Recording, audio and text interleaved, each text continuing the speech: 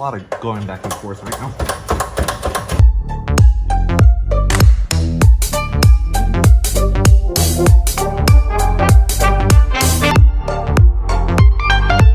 Welcome back, guys. So today I'm here with my friend James, and we're working on something very special. All right, guys. So what we got here is an independent rear suspension. So I don't know if you guys know, but the MK6 Jetta, the non-GLI model, came with a beam style suspension. And the issue with that is that whenever this side gets upset, it also upsets the other side. But with independent rear suspension, both of them are essentially independent. Let me show you what we've done. Essentially, what we did is we jacked up the car from the front pinch weld, put jack stands under rear pinch weld where it's double walled right here. Put jack stands in the front just to hold it. So we only did that one halfway for right now. We went on the other side. We maxed it out over here, except for one, just to be secure. Went back and we maxed that one out. So we already took off the wheels, so we should be good to go for the next part. So next thing we gotta do, we gotta take off these brakes. Pop out that clip, don't fall out. Oh, perfect. And then we got the e-brake line out of there, just clips in basically like that, just pop it off. So it's in like this, we push this up and then down, and it'll pop right out. Super easy. Perfect. This is what holds in the brake line. So you gotta use an 11 mil and get that out of the way. It's helpful to have something like this so you don't get brake fluid all over your garage floor. There we go. Get one of these adjustable wrenches and hold in this little black bracket right in front of the bolt. Behind it is the actual bolt. And go ahead and start unscrewing. Perfect. All right, so now without the brake line, should be good. Next thing we gotta do, this is the e-brake right here. If you see there's one tab right there, one tab right there, press those down and it should come off. Using a pair of pliers, push in those tabs, I'm gonna pull it. and then I'll pull it through here. All right, guys. So now that we have that unclipped from here, the e-brake cable, you need to unclip it from here and just push it through to where it'll be hanging down just like over there. So now with the e-brake out of the way, I went ahead and just pushed it through down and I just leave it hanging so it can clear. This rubber bushing, that'll be right here. You might have to cut through, but other than that, that's it. It'll just slide right out. Right now, what I need to do is this brake line right here. There's a clip right here where my finger's at. So I'm just gonna put a screwdriver and hammer it out, tap it out slightly.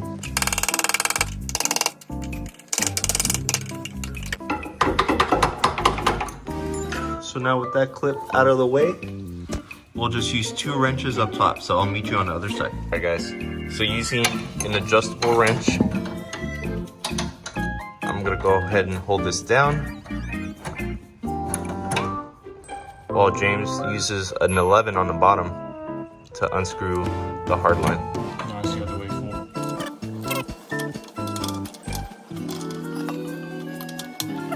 All right, there we go. So you should just be able to loosen it up with the 11, loosen it up, awesome. Go ahead and pop this out. This should what? Just pull out, right? Perfect. All right. Next thing we gotta do, we're using a triple square to take out these 2 bolts. Just to give you all a backside angle, we're shooting you a little bit of PB blaster on these 2 triple square bolts that you see. This is what holds the caliper holder. James is undoing one of the caliper bolts. We went ahead and used the jack stand pipe on the wrench for extra leverage, since these are going to be tight as hell. So that one should be good, and this bottom one should be good as well. brake line is supposed to be right here. You just gotta push towards the back of the car, pop them all out, except for this one at the end, which you gotta push towards James, where he's at right now. Look at him. All right, next thing we need to do is probably shocks. Essentially what James and I are doing now, we're unbolting the bottom of the shock, which will take a while. All right guys, sorry I didn't record. Essentially, this beam was connected to this. Use 219s. I used my impact on here to get the bolt out, and then the nut. So 219s, unbolt that. That should give you enough after you unbolt the shocks to slowly lower it with the jack, and it should allow you to take off the 2 springs. All right guys, so next we need to do is unbolt the front. All right guys, what James is doing is using a 17-inch impact, a 17mm impact socket and an impact to take out 4 bolts. One will be right there, the second one right there, and the other one's across it. That should allow you to let this go freely. Just double check that there's nothing hitting, that there's nothing being snagged on it while you're taking it out. Right now I'm holding it. We should almost be done. What do you think, James? All right, awesome.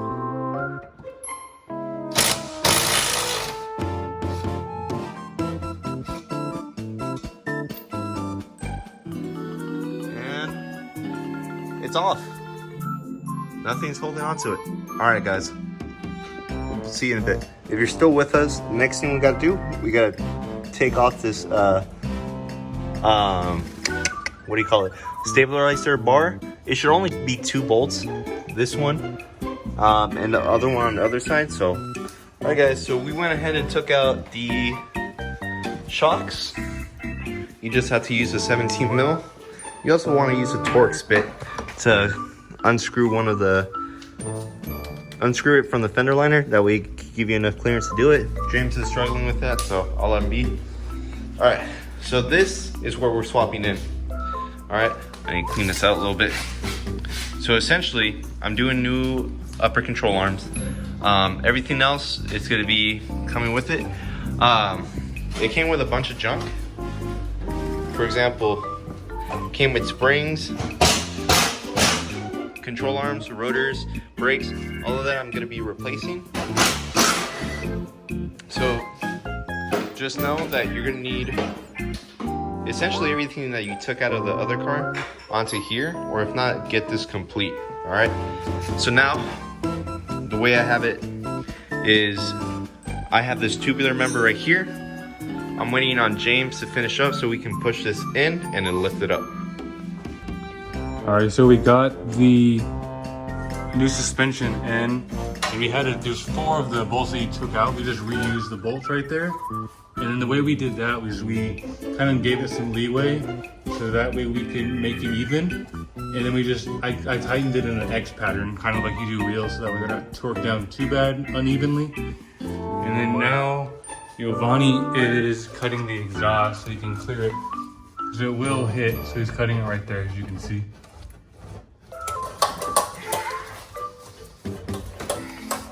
There's a lot of going back and forth right now.